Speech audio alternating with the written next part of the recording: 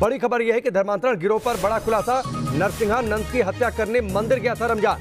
ये जानकारी मिल रही है। रमजान और आसिफ के पास सर्जिकल ब्लेड मिले थे। कमलेश तिवारी की हत्या जिस तरीके से हुई थी उसी तरीके से मर्डर की साजिश थी और इस बात की आशंका पहले भी थी। एटीएस ने पहले भी इसको लेकर आशंका जाहिर की थी, अलर्ट जारी किया था। एटीएस से जुड़े बड़े सूत्रों के हवाले से ये बड़ा खुलासा। कमलेश तिवारी की तरह नरसिंहा नंद को निशाना बनाया जाना था।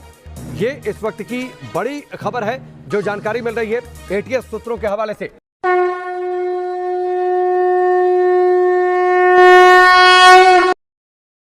नमस्ते दोस्तों, आप सबका एक बार फिर से स्वागत है आपके अपने YouTube चैनल सत्य सनातन में। और आज एक बार फिर से हमारे साथ में है यति स्वामी नरसिम्हानंद सरस्वती जी।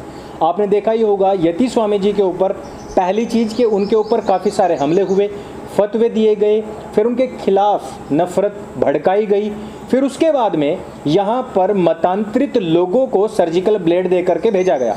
हालांकि यहाँ से बहुत क्लियर हो गया था कि एक फिजियोथेरेपिस्ट के पास में कहीं पर भी किसी सर्जिकल ब्लेड का कोई काम नहीं होता।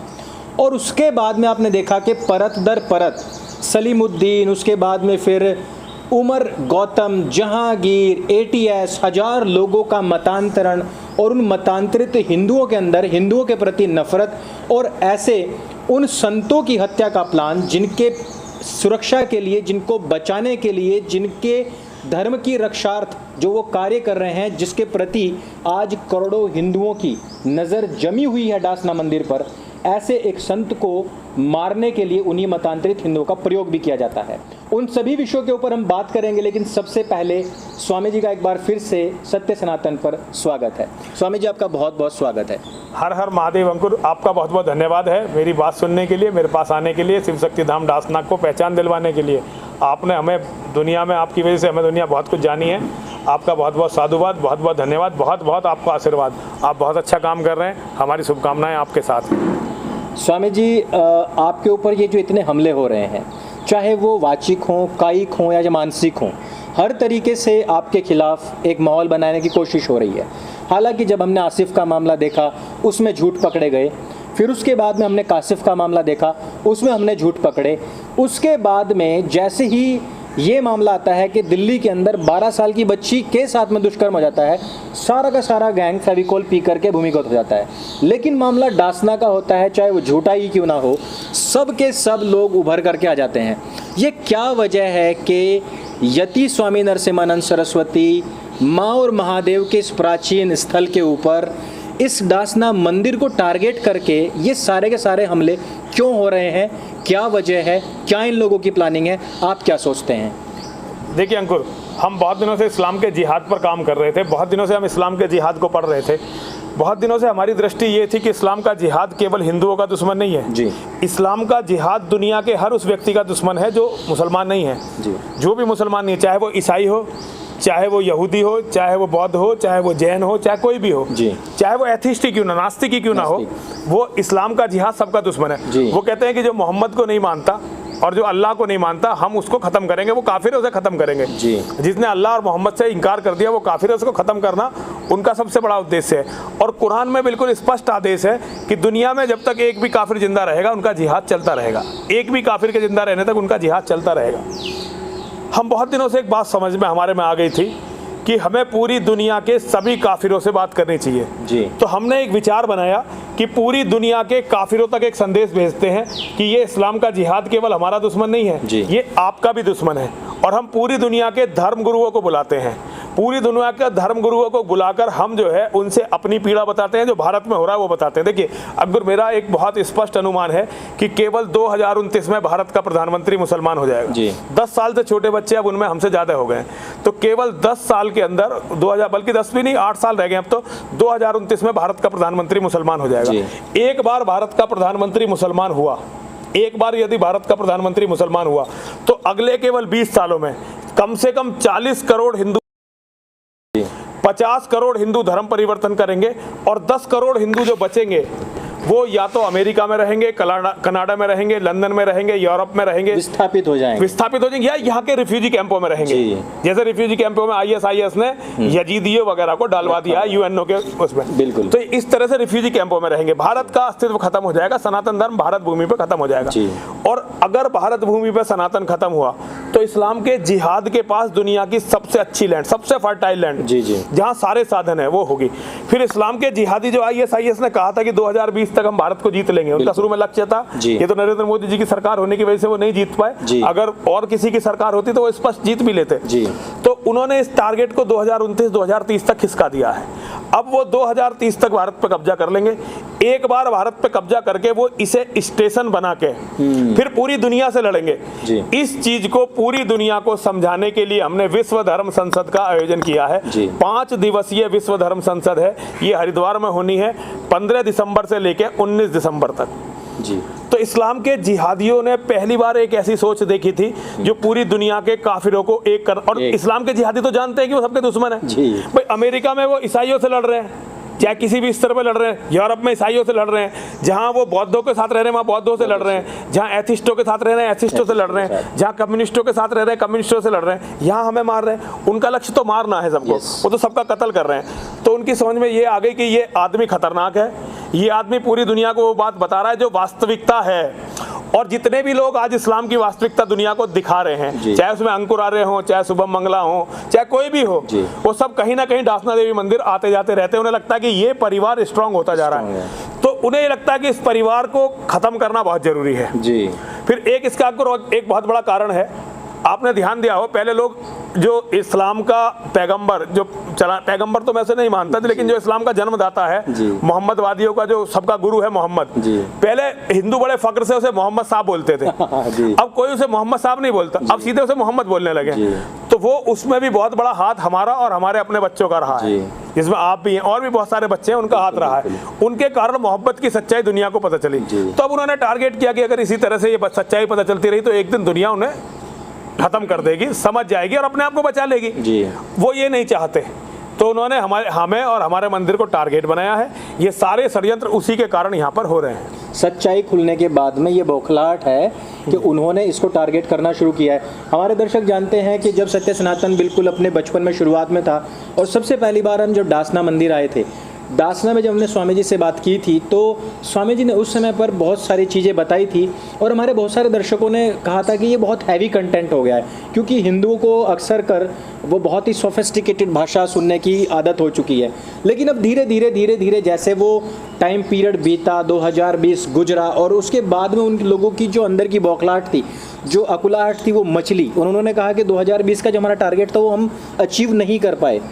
उसके बाद से जब हमने देखा कि लगातार टारगेट्स हो रहे हैं, लगातार उनके वो खुलासे हो रहे हैं, उनकी जो स्ट्रैटेजीज है वो चेंज हुई हैं, काफ़ी जगहों पर वो चेंज हुई हैं। अब वही दर्शक हमारे कह रहे हैं कि यति स्वामी जी ने जो बात आज से 2.5 साल पहले कही थी वो आज हमें होती हुई दिखाई दे रही है।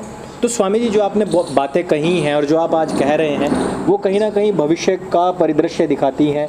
लोगों को आज इस बात का विश्वास है कि स्वामी जी का जो एक वृहद तौर पर जो आपने स्टडी की हुई है तो लोग उसको अब कैच कर पा रहे हैं। आपने जो अभी तक की जो बातें हुई हैं और ये जब सब कुछ टारगेट भी हुआ है, यहाँ मंदिर के ऊपर आपके ऊपर हमला करने के लिए 2 लोग आते हैं, जिसमें कि एक व्यक्ति अपने नाम को काशी बताता है और दूसरा विजय बताता है। बाद में पता पड़ता है कि वो कन्वर्ट हो चुका है, महिला से उसने शादी करी जो मुस्लिम थी और रमज़ान बन चुका। उनकी पकड़ के बाद में सलीमुद्दीन का किसी का नाम आता है, बहुत सारे इस्लामिक फाउंडेशंस का नाम आता है। अभी हमने देखा कि ATS ने 2 लोगों को गिरफ्तार किया है। तो स्वामी जी जब वहाँ 2 लोगों को गिरफ्तार किया जाता है तो वहाँ से पता लगता है कि हिंदू बच्चों को कन्वर्ट करके हिंदुओं के खिलाफ भड़काया जा रहा है और इस जिहाद को अभी नहीं पिछले 35 साल से धार दी जा रही है। स्वामी जी जब आप आए, आपने चीज़ें रखी, आप पोर्टल पर आए, आप YouTube चैनल्स पर आए, आप TV चैनल्स पर आए, लोगों में अवेयरनेस बननी शुरू हुई। लेकिन हम ये जानना चाहते हैं कि अभी तक ये सुषुप्ति जो हमारे समाज में रही है इसकी वजह क्या थी और इसकी वजह से हमने क्या क्या ऐसी मोर्चे हैं जो हम खो चुके हैं, जो हम अब आप बार बार कहते हैं कि हम हारी हुई लड़ाई लड़ रहे हैं। और ये जो 35 साल से जो लड़ाई चल रही थी, जिसमें उमर गौतम ने बताया कि वो 35 साल से इस काम को कर रहा है, तो कहीं ना कहीं आज हमारे दर्शकों को भी ये बात पता पड़ेगी कि यति महाराज जो कह रहे थे कि हम हारी हुई लड़ाई लड़ रहे हैं, ये है उसकी सच्चाई जो उनकी स्टडी बता रही थी। स्वामी जी, हम कौन कौन से मोर्चों पर विफल हो चुके हैं और ये 35 साल में जो नैरेटिव बनाया गया ये क्यों बन पाया? हमारे लोग कहाँ थे, सरकारें कहाँ थी? देखिए अंकुर, पहली बात तो कि मैं इसे 35 साल से नहीं जोड़ूंगा जी, मैं इसे 1400 साल पहले से जोड़ूंगा। जी बिल्कुल। देखिए 1400 साल पहले मोहम्मद ने जो बदर की लड़ाई में करा वो आज तक हो रहा है हमारे साथ, आज तक वही चीज हो रही है। बदर की लड़ाई में एक कैरेक्टर है अबू उबैदा। अबू उबैदा जो है पहला अमीन है उम्मत का। मोहम्मद की जो ये मोहम्मदवादियों की जमात है इसका पहला अमीन है। अमीन का मतलब नेक्स्ट टू पैगंबर, वो था, उसका नाम था अबू उबैदा। अबू उबैदा बदर की लड़ाई का हीरो है मोहम्मद की तरफ से। वो अबू उबैदा बदर की लड़ाई का हीरो है जिसे बदर की लड़ाई के बाद मोहम्मद ने जो है अपनी उम्मत का, अपने सारे जमात का अमीन बनाया था। अबू उबैदा ने क्या किया था? अबू उबैदा का जो बाप था, अब मैं नाम उसका स्लिप हो गया मेरे दिमाग से, मदरसों में उसका बड़ी जिक्र होता, वो बड़ा दिलेर आदमी था, बड़ा बहादुर योद्धा था। वो बदर की लड़ाई में कई लोगों को उसने मारा, मोहम्मद के कई लोगों को मारा। आखिर में वो अपने बेटे के सामने पहुंच गया। उसने अपने बेटे को गिरा दिया था, लेकिन फिर उसे ध्यान आया तो मेरा बेटा है, तो उसने अपने बेटे को नहीं मारा। और जैसे ही वो पलटकर अपने बेटे को छोड़ के जाने लगा, उसके बेटे ने अपनी तलवार से अपने बाप का सर काटा और फिर उस अपने बाप के सर को तलवार पर टांगकर मोहम्मद के पास गया और मोहम्मद को कहा कि देख, ये काफिर जो मेरा बाप है, मैंने इसको जो है जहन्नुम में पहुंचा दिया है और अब तेरी जय हो। तो मोहम्मद ने उसे अपने गले लगाया, उसे बड़ी शाबाशी दी और लोगों को बताया कि ये है असली मुसलमान। अगर काफिर इसका बाप है, इसका बाप भी रसूल के सिद्धांतों से, रसूल से लड़ रहा है, तो उसका कत्ल करना कितना बड़ा सवाब इस आदमी ने मिला है। तो मोहम्मद ने कहा कि जब भी तू जाएगा तो तेरा जो घर होगा वो मेरे और अली के बराबर के घर में होगा। मतलब पहले मोहम्मद का घर, फिर अली का घर, फिर अबू उबैदा का घर। और उसने कहा अब तू मेरी उम्मत का पहला अमीन बनेगा। पहला जो है लुटेरों का सेनापति, उपसेनापति, ये अबू उबैदा को बनाया गया था। तो इस्लाम को समझना पड़ेगा। इस्लाम एक वो बीमारी है जो भाई को भाई से लड़वा देता है, बाप को बेटे से लड़वा देता है, बेटे के हाथ से बाप का कत्ल करवा देता है। बाकायदा इनकी कुरान में ये आयत दी गई, आयतें हैं, आयतें देखिए पूरी कुरान ही इससे लबरेज है, पूरी कुरान, और कुरान से भी ज्यादा हदीस और इस्लाम का जो इतिहास है उसको पढ़े बिना हम इस चीज को समझ ही नहीं सकते। तो अंकुर भैया ये बिल्कुल स्पष्ट है।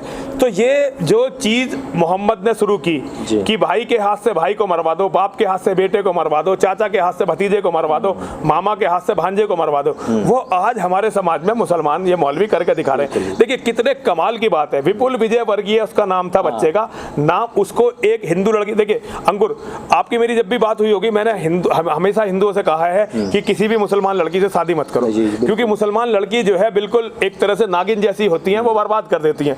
ये इसका सबसे बड़ा उदाहरण माँ और महादेव ने, अब जो मैं बात लगातार कहता रहा, 3 साल पहले विपुल विजय वर्गीय ने शादी की एक मुसलमान लड़की से, मुसलमान बना, नाम रखा रहमान, और इतना कट्टर मुसलमान बना कि मेरा कत्ल करने। और देखिए जो कह रहे केवल सर्जिकल ब्लेड नहीं थे, सर्जिकल ब्लेड के साथ लोहे के स्केल थे, स्केल थे, प्लस क्लोरोफार्म थी, प्लस साइनाइड था।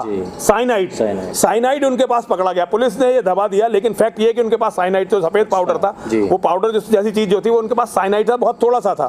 तो यहाँ हमारे लड़कों को उन्होंने बताया था कि ये साइनाइड, वो डर गए थे उस टाइम, तो उन्होंने बताया था साइनाइड है ये। तो साइनाइड उनके पास था। अब साइनाइड लेके फिजियोथेरेपी वाला, और कह रहे हैं कि आज भी मैं देख रहा शास्त्रार्थ कर रहे हैं, 9 बजे कौन शास्त्रार्थ करने आता है, झूठे नाम लिख के क्यों आता? और पता है इस्लाम ने कहाँ शास्त्रार्थ कर लिए? उसमें तो है ही नहीं। मौलवी कहाँ शास्त्रार्थ, वो कहते हैं भाई कुरान से आगे हमारे पास कुछ है नहीं। और अगर कोई भी सवाल खड़ा करता है तो वो तो वाजिबुल कत्ल हो जाएगा, वाजिबुल कत्ल हो गया। शास्त्रार्थ तो उसमें है ही नहीं, कहीं इस्लाम में शास्त्रार्थ है ही नहीं। तो ये सब जो है पाखंड चल रहा है।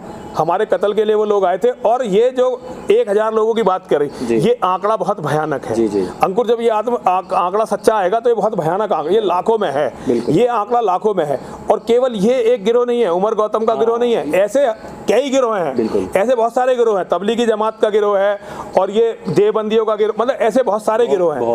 और सारे गिरोह वो केवल और केवल हमारा कत्ल, हमारा नहीं, हर उस आदमी का कत्ल करना चाहते हैं जो सच बोल रहा है। तो वो सारी बातें हैं, सरकार को इस पर ध्यान देना चाहिए।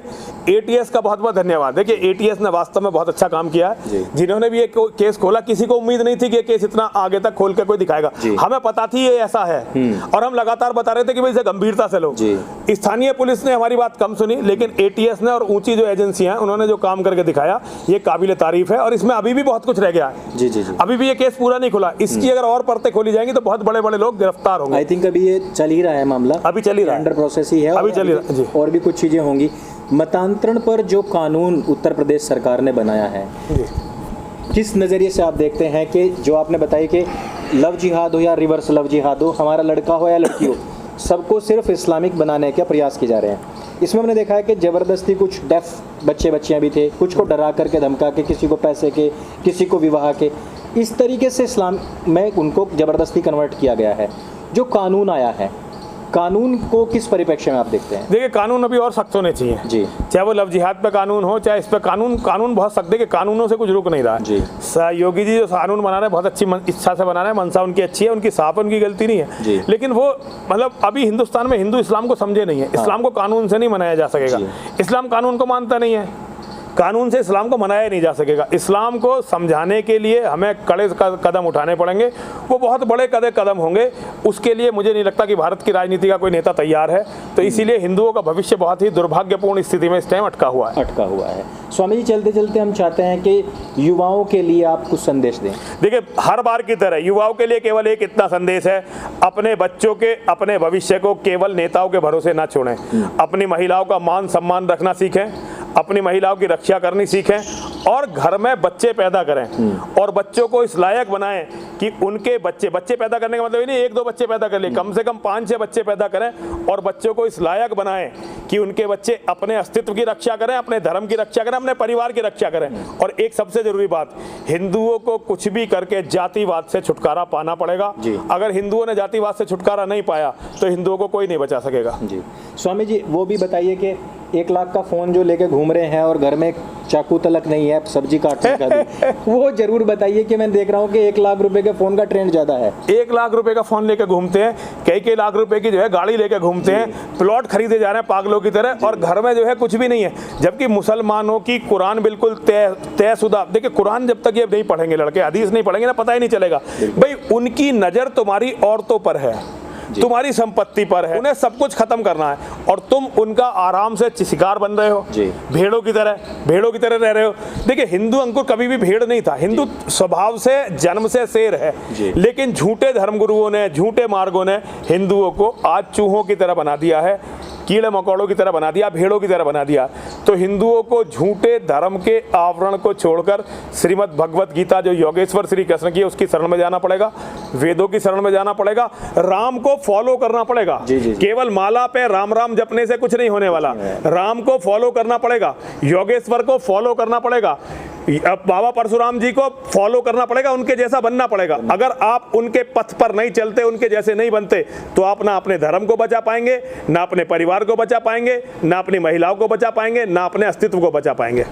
स्वामी जी, आपने बहुत अच्छा संदेश दिया है और दासना जिस प्रकार से एक शक्तिपीठ बन रहा है, मैं अपने दोस्तों से भी कहना चाहता हूँ, सभी दर्शकों से, जिस प्रकार से ये एक शक्तिपीठ के रूप में उभर रहा है, स्वामी जी ने हमें वो दूरदर्शी उपदेश आज से 2.5 साल पहले तो सत्य सनातन के माध्यम से दिए थे, जो आज हमें धरातल पर सच होते दिखाई दे रहे हैं। और इस्लामिक गिरोह जिस प्रकार से हम लोगों को चाहों और दबोचे जा रहे हैं, इन सब की बातों पर स्वामी जी ने बहुत पहले ये सारी रिसर्च हमारे सामने रखी थी। इस वजह से आप स्वामी जी के जितने भी स्पीच होते हैं, जहाँ पर भी आपको वो सुनने को मिले, उनसे ज़रूर जुड़ें। सत्य सनातन पर आप इसी प्रकार से अपना सहयोग बनाए रखें। स्वामी जी, आपका बहुत बहुत धन्यवाद। हर हर बहुत बहुत साधुवाद, आपको बहुत बहुत आशीर्वाद। हर हर महादेव, हर हर महादेव, हर हर महादेव।